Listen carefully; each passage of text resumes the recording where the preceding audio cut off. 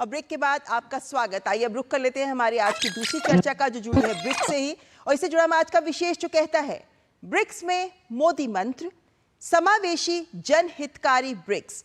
चर्चा के लिए हमारे साथ जुड़े हैं योगेंद्र कुमार, जो पूर्व वरिष्ठ राजनयिक हैं, और साथ ही अतुल अनेजा जी हमारे साथ जुड़ गए हैं, जो विदेशी मामलों के एक्सपर्ट हैं। मेरे दोनों मेहमानों का बहुत बहुत स्वागत करती हूँ।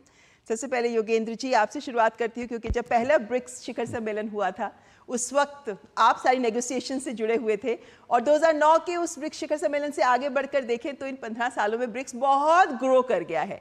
इस बार के शिखर सम्मेलन को, इसकी सफलता को आप कैसे आंकते हैं? क्योंकि दुनिया बदल गई है, भू राजनीतिक चुनौतियां बदल गई हैं, उसके मद्देनजर इस बार विस्तारित ब्रिक्स की पहली बैठक थी जिसका और विस्तार हो गया है। देखिए, सबसे बड़ी बात यह है कि 2008 के जो वो इकोनॉमिक क्राइसिस आया था, ग्लोबल इकोनॉमिक क्राइसिस, उसके बाद ही ये चर्चा शुरू हुई थी कि किस प्रकार से जो है इमर्जिंग मार्केट्स हैं, डेवलपिंग कंट्रीज जो हैं, वो एक आप उसको जो है जो मतलब इस किस्म का घटना चक्र जो बना है, जिससे कि वैश्विक अर्थव्यवस्था बहुत बुरा असर पड़ा था, भारतवर्ष के बहुत बुरा असर पड़ा था। तो उसके लिए एक पैरेलल जो है, समझे पैरेलल कहें या एक मतलब ऐसे बनाएं जो कि थोड़ा सा इंसुलेशन में ठीक नहीं है, लेकिन इस सेंस में कि थोड़ा रेजिलियंस उसमें आ जाए हमारे इकोनॉमिक सिस्टम में। तो वो तभी से ये बात शुरू हुई थी किस प्रकार से जो है एक ऐसी अर्थव्यवस्था का मतलब शुरुआत की जाए या एक बनाई जाए। और उस वक्त भारतवर्ष का जो है विकास, चीन का विकास, रशिया भी उस समय काफ़ी इकोनॉमिकली काफ़ी स्ट्रांग था, तो ब्राज़ील उस वक्त था। तो ऐसे जो है मुख्य देश लेकर के इस प्रकार से जो बनाया गया था कि ताकि जो है एक जैसे बताया कि आर्थिक वैश्विक अर्थव्यवस्था जो है वो इतनी लचर ना हो जाए ताकि हर एक देश पे उसका बुरा प्रभाव पड़े। तो कई इनिशिएटिव जो है उस टाइम दिए गए थे। तो ये करेंसी रिजर्व आप ले लीजिए या न्यू डेवलपमेंट बैंक का ले लीजिए, और जो है और भी कई मुद्दे हैं, क्योंकि ये सब जो 2008 का जो क्राइसिस क्यों हुआ था, उसका मेन कारण जो था जिसको बोलते हैं वॉशिंगटन कंसेंसस, कि एक फ्री मार्केट इकोनॉमिक प्रिंसिपल जिसके अनुसार वो समझते हैं कि उन्होंने शीत युद्ध को जीता था। तो उस मॉडल को अपनाने में जगह जगह बड़े बड़े क्राइसिस जो हैं पैदा हुए। फाइनली जो क्राइसिस जो सबसे बड़ा उसका अमेरिका में प्रभाव पड़ा, और जिसका सारे देश के ऊपर विश्व में भी उसका असर देखा गया। और इस बार भी हम देखे हैं तो कोविड के बाद हमने देखा है कि किस तरीके से ये अब ब्रिक्स लगातार बैठ के भी हो रही हैं और विस्तारित भी हो गया है, और एक सोच, एक लक्षित सोच के साथ अब ब्रिक्स काम करता नजर आ रहा है। हमारे साथ अतुल अनेजा जी भी जुड़े हुए हैं। अतुल जी, इस बार के ब्रिक्स सम्मेलन के घोषणा पत्र की कुछ बड़ी बातें मैंने आपके सामने रखी।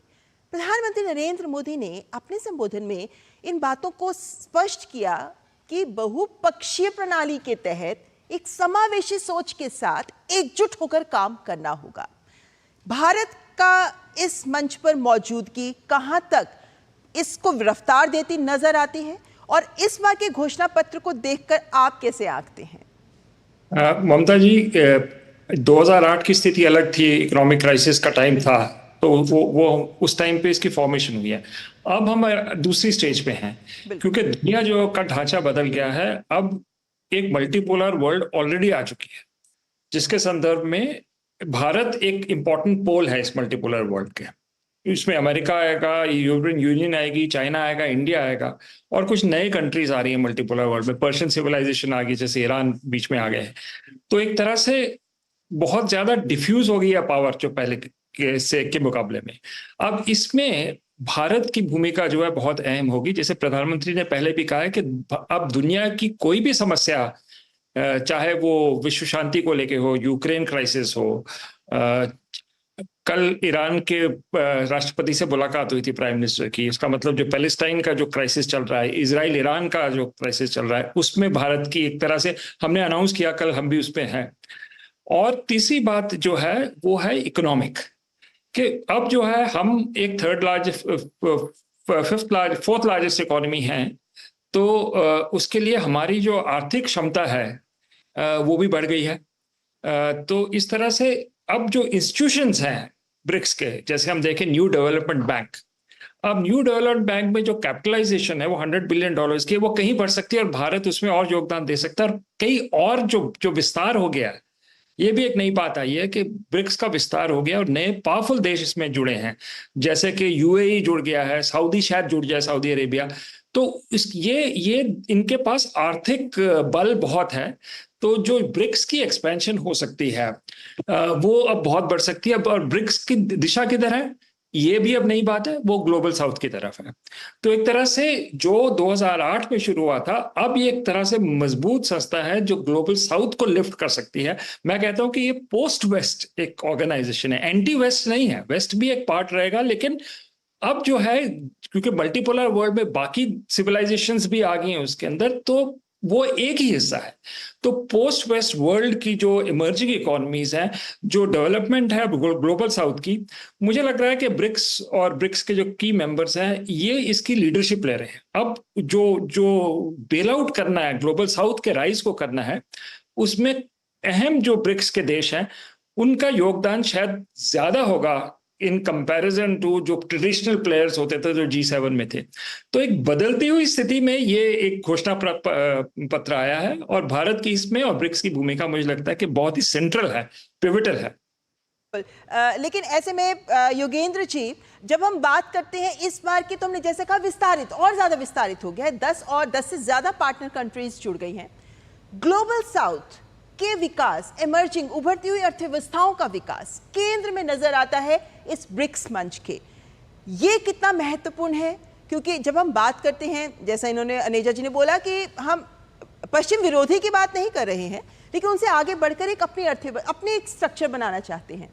कहां तक आप बदलते हुए विश्व में इस बात की महत्ता को रेखांकित कर सकते हैं कि ग्लोबल साउथ के विकास के साथ ही विश्व का विकास संभव है? देखिए, जो घटना चक्र शुरू हुआ था 2009 से ब्रिक्स के संस्थापना के बाद, तो उसके जो इकोनॉमिक क्राइसिस थे, पॉलिटिकल क्राइसिस थे, जो इंस्टेबिलिटी थी, ग्लोबल इंस्टेबिलिटी थी, उसका प्रभाव जो है डेवलप्ड कंट्री में पड़ा और डेवलपिंग कंट्री में बहुत ज़्यादा पड़ा। तो कॉन्फ्लिक्ट बढ़ी और जो है जगह जगह जिस प्रकार से आप देख रहे हैं कॉन्फ्लिक्ट हुआ चल रही है, तो ये जो एक प्रकार से ध्रुवीकरण हो रहा है, फ्रैगमेंटेशन हो रहा है वर्ल्ड का, तो उसमें जो इसका प्रभाव पड़ रहा है और ख़ास तौर से जिसका जो एक असर पड़ा है इसका ये कि G7 कंट्रीज़ हैं, उनकी भूमिका जो है उसकी भूमिका कम होती जा रही है, उनका प्रभाव कम होता जा रहा है, क्योंकि काफ़ी जाहिर है जितने भी आप देखें क्राइसिस देखें, उनके जितने प्रयास किए वो सफल नहीं हुए। इसी वजह से जो है ग्लोबल साउथ का आप कहें, भारतवर्ष है, चीन है, और जो देश हैं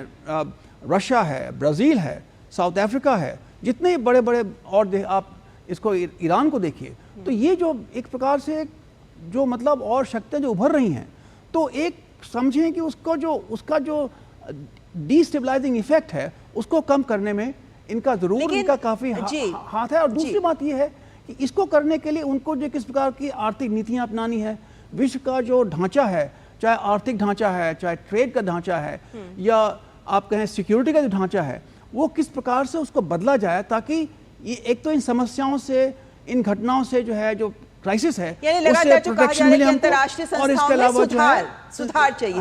लेकिन योगेंद्र जी, एक सवाल, क्योंकि जब हम बात करते हैं कि तमाम देशों को हम एक मंच पर तो लेकर आ रहे हैं, इनको भी विकास के लिए पैसा चाहिए, इनको भी आगे विकास के लिए, इवन अपनी आबादी के विकास के लिए भी कौशल चाहिए, शिक्षा हुआ, स्वास्थ्य हुआ, जलवायु परिवर्तन की चुनौतियां इत्यादि, एक लंबी फेहरिस्त है।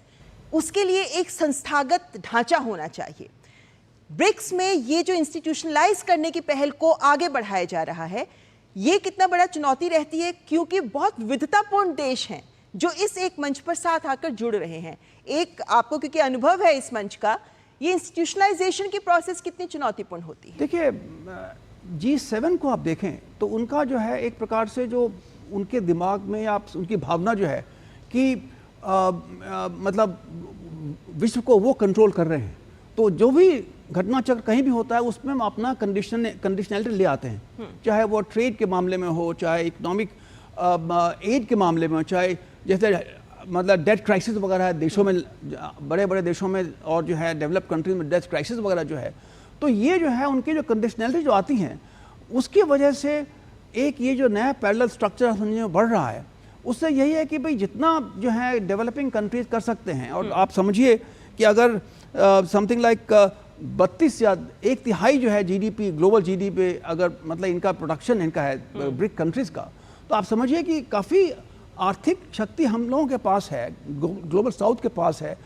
उसका इन्फ्लुएंस बढ़ रहा है, तो काफ़ी कोऑपरेशन आपस में, जैसे G20 में प्राइम मिनिस्टर ने कहा कि डिजिटलाइजेशन जो है, फिनटेक जो है, और जो है वैक्सीन के बारे में, वैक्सीन मैत्री, और जो भी मतलब इनिशिएटिव्स लिए वो कि डेवलपिंग कंट्रीज के लेवल पे, मिडिल पावर्स के लेवल पे भी काफी कोऑपरेशन जो है, जो अनकंडीशनल मुझे लगता है वही मंशा नजर आती है, तो उसके आगे कदम बढ़ाए जाते हैं और फिर प्रक्रियाएं भी काम करती है। थोड़ा वक्त कम है लेकिन चलते चलते अनेजा जी अनकंडीशनल वो एक प्रकार से है। राइट अनेजा जी, बहुत संक्षेप में, लेकिन क्योंकि स्थानीय मुद्रा पर जोर दिया गया है और ये गेम चेंजर हो सकता है क्योंकि ये बहुत विस्तारित समूह हो गया है, कहां तक आप इसको भी देखते हैं आगे जमीन पर साकार होते हुए और इससे क्या बदलाव की अपेक्षा की जाती है?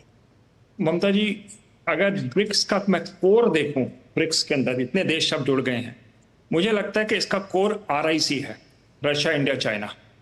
और सबसे महत्वपूर्ण बात जो हुई है, जब तक चीन और भारत के बीच में तनाव रहेगा, टकरार रहेगा, ब्रिक्स अपने पोटेंशियल में पूरी तरह नहीं आ सकता।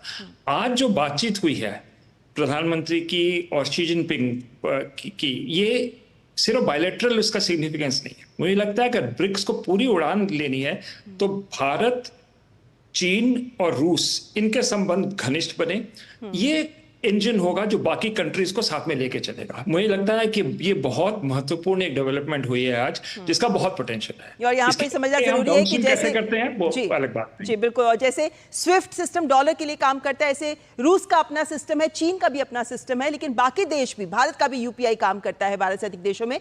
तो ये तमाम जो व्यवस्थाएं हैं ये आगे देशों तक विस्तार करेंगी तो स्थानीय मुद्रा की बात और ज्यादा जोर पकड़ सकती है। फिलहाल वक्त इतना ही है जी, बहुत संक्षेप में। बस यही कि RIC की जो बात हुई है वो एक्चुअली थोड़ा प्रीमेच्योर है अभी, क्योंकि आज बात हुई है, उन्होंने कहा कि दोबारा से संबंध जो है कम्युनिकेशन बढ़ाएंगे, लेकिन आज की परिस्थिति जो है ब्रिक्स में या और G20 और जो ग्लोबल साउथ के जो और इंस्टीट्यूशंस हैं, उसके पोटेंशियल काफ़ी है। और वो जो कंडीशनैलिटी लगा लेते हैं G7 कंट्री के देश जो है मिलकर के, उस कंडीशनैलिटी का असर जो है उसको कम करने में ये जो है संस्थाएं बहुत ही बड़ा इनका महत्व है, रोल हो सकता है। फिलहाल बहुत बहुत शुक्रिया मेरे दोनों मेहमानों का इस चर्चा में हमारे साथ भागीदार होने के लिए। Thank you so much.